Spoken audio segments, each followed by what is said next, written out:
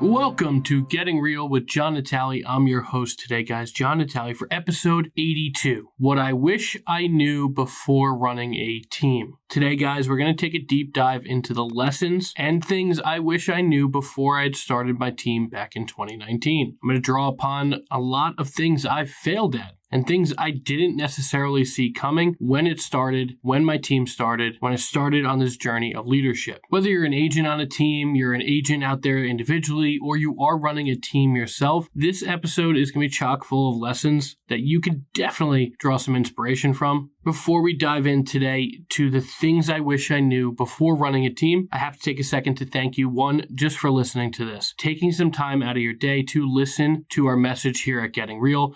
I am so damn appreciative of you. If you could share this message, you could share this episode with another team leader, or someone thinking about running a team, or another agent you're friends with, share it to your Instagram story. All these different things help us spread our message further and further. We do all of this, the Getting Real podcast, everything for completely free. There are no sponsorships here. We have a big mission at Getting Real and at our Natale companies, and that's for less agents to fail and more to find the life of their dreams. And by being a part of this, by sharing it, by bringing more people to it, I'd be even more appreciative of you. If you're here in New Jersey, you're looking for a dynamic real estate company to join, we have a great 100% commission model structure for our agents here. We have all the back office systems to make your life easy. We have all the training, support, everything you need to launch your business, grow your business, and get to the next level. If you're looking to grow your brand, you're here in New Jersey, you want a company that wants to be aligned with you, go to our link below and fill it out and get a meeting with me. If you're in one of the other 49 states or across the world at this point, and you're looking to level up your brand, you're looking to grow your business, you're looking to become an attraction magnet, you're looking to enjoy your time a little bit more with your family, you're looking to have business come to you rather than chase it, Natale Coaching is for you. NataleCoaching.com. It has all of our pricing, all of everything you get. Everything is there for you.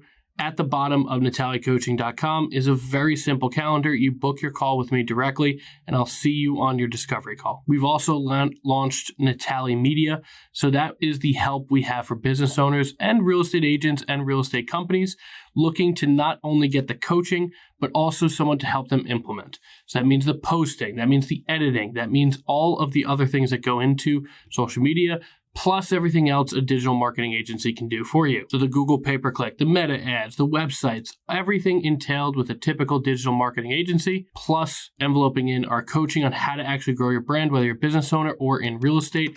We have that now, NataleMediaHub.com. Now let's dive into today's episode 82, on the things I wish I knew before running a team. I have 4 big lessons that we're going to go through, and I will be perfectly honest, the last one was the hardest for me to get through, and I think ultimately the most important lesson. The first thing I wish I knew, and it's a very simple one, and I think it's something even a team leader needs to hear, someone thinking about growing a team, someone just being, having success as an individual agent, one day thinking about a team, is a team can drain you. A team can drain your energy, a team can drain your money, a team can drain a lot of things, but that doesn't mean necessarily it's a bad thing. I'm starting with this up front because it's something I wish somebody told me, and it's the reality. I always had the bigger picture, but I think a lot of people who get into running a team want to get into it to not have to do the activities that they don't want to do.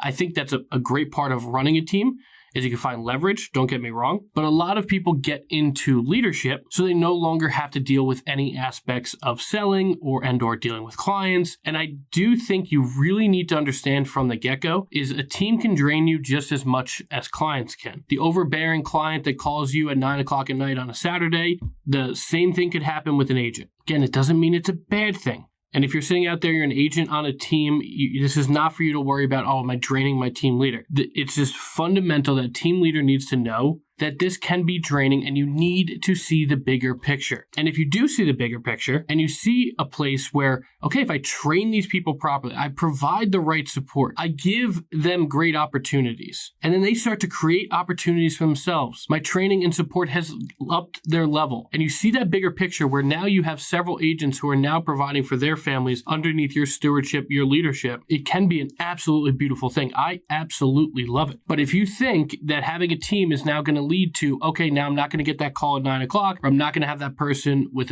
what could be a silly question. That is not going to happen. It's just that person is going to change. Whether you're working with less clients to then be a leader and a team leader, and now you have a team, you're still going to get questions from your agents that may seem elementary to you, but you've been doing it for a while. They are in their first, second, third, fourth, fifth, sixth, early in their career, and not a huge amount of transactions. So there's going to be things that come up that they need your guidance on. You have to see the bigger picture of, okay, I am here to support them and I am here to train them and use this as an example so they know what to do in the future. As long as you do that and you see that bigger picture, you will do just fine in terms of the energy that they could take from you and also the cost. You will have to provide systems for your agents. Do you need to spend $50,000 a month? No. Do you need to give up all your commissions to Zillow Flex to run a successful team? No. But it will cost you a certain amount of money, whether it's just simply office space, whether it's a CRM, whether it's certain back office systems to make your team and your systems gel really well. You will be spending money on your team. It could be marketing, it could be coaching, it could be a variety of different things, but you are going to be investing back into your team. So lesson number one that I wish I knew before I started running a team is a team can drain you both of energy and financially. But if you see the bigger picture, you will do just fine. Lesson number two is you are not their boss, you are their leader. Especially here in real estate, you cannot be over someone's shoulder saying you need to do this, you need to do that, you need to do this, you need to do that. Unless you are physically paying their salary, which many team leaders do not do, rightfully so, because an agent has to perform for them in order to get paid and then have a split with the team leader. But if you are not paying them a salary, it is very hard for you to be their boss. A lot of people want to run a team where you get up 7 a.m., everyone gets up, gets on a call, gets out there, hits the phones.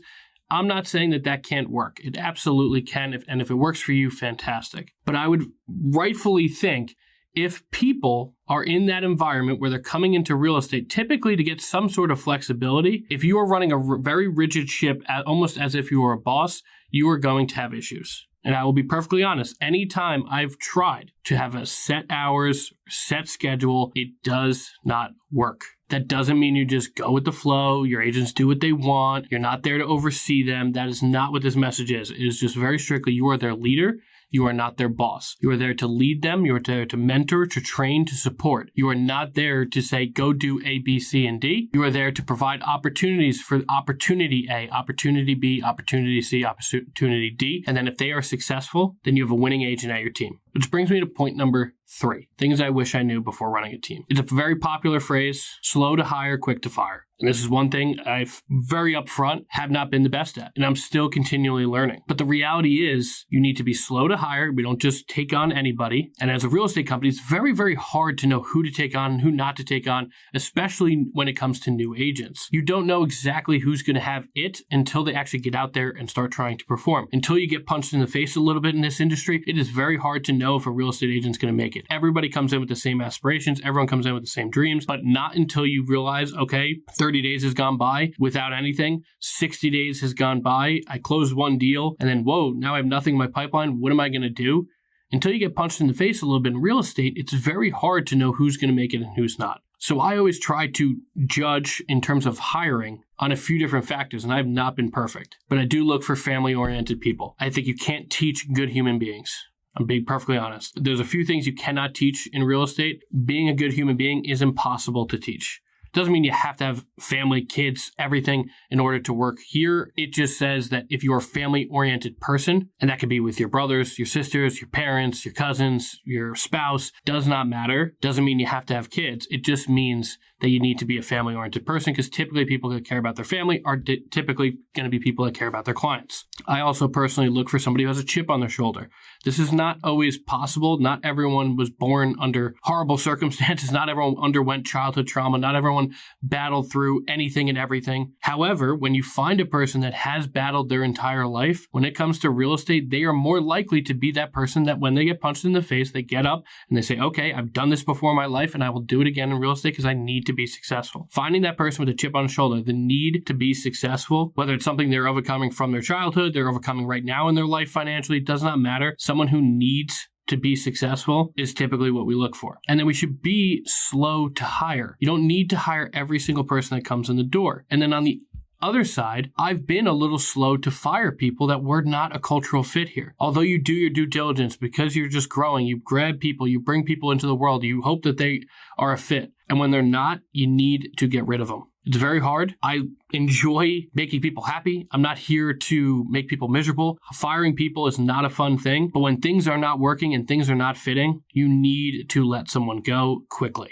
Because having the wrong fit ends up drawing down the experience for the people that are the right fit, especially when you're growing a team. Especially when whether you're meeting weekly, you're meeting monthly, you're meeting daily for accountability calls, does not matter. If you have someone pulling the energy from the rest of the team, it is going to draw down the rest of the team. So again, very slow to hire the right people, try your best to hire the right people, and when it's not a fit, very quick to fire.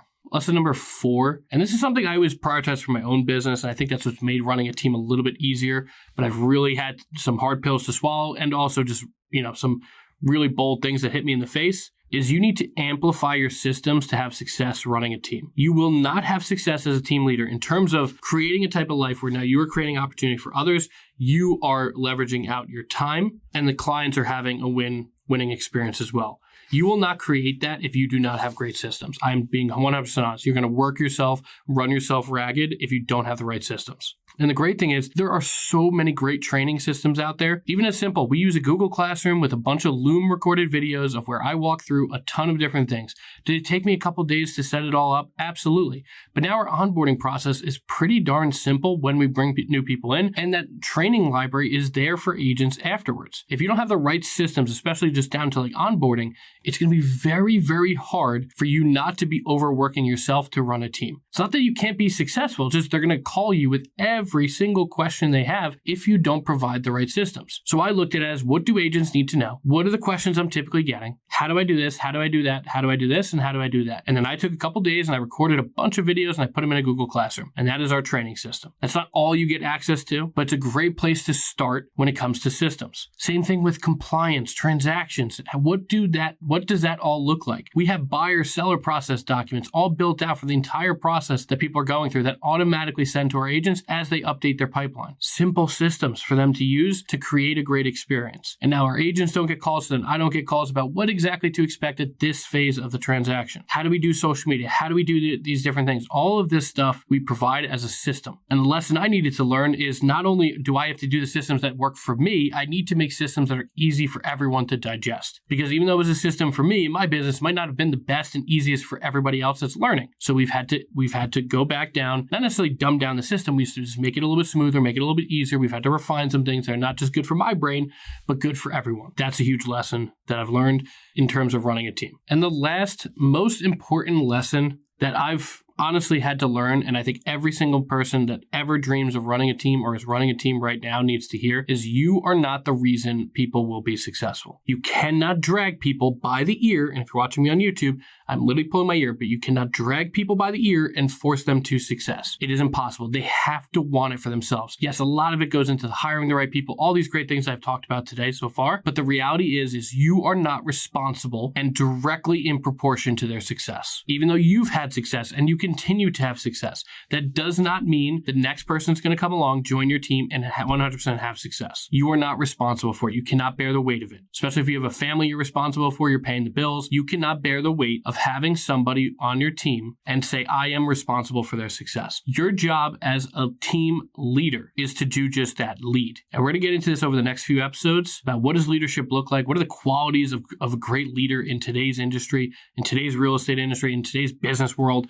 What are those qualities and how are they a little bit different? We're going to get into that. But the reality is you have to fundamentally understand, this is the hardest lesson I had to learn, because I've worked with some of the most talented people I know. And people who have unfortunately gotten out of the business were people that probably had more talent than a lot of people who are in the business. Your job as a leader is to provide opportunity, the training, the support. You cannot bear the weight of being responsible for someone else's success. You could push them, you could train them, you could hold them accountable. Do not get me wrong. This is not anybody walks in the door, if they want to have success, they're going to have it on their own.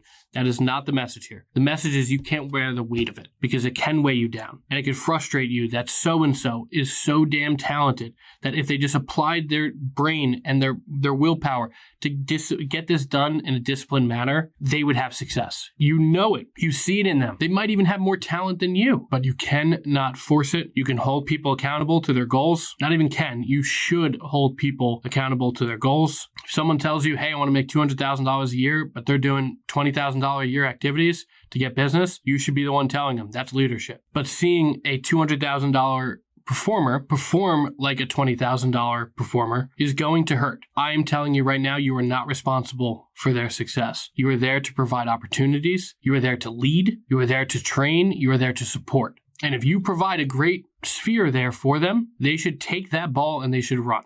You cannot continually just keep passing the ball, and then they miss shot after shot after shot. At a certain point, you cannot bear that responsibility. Team leadership can be a gold mine for you.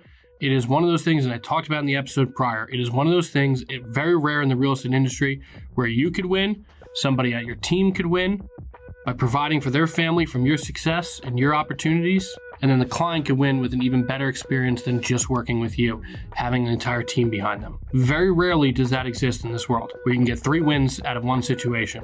Team leadership is that opportunity if you do it right. And today, these were the things that I wish I heard before I started running a team.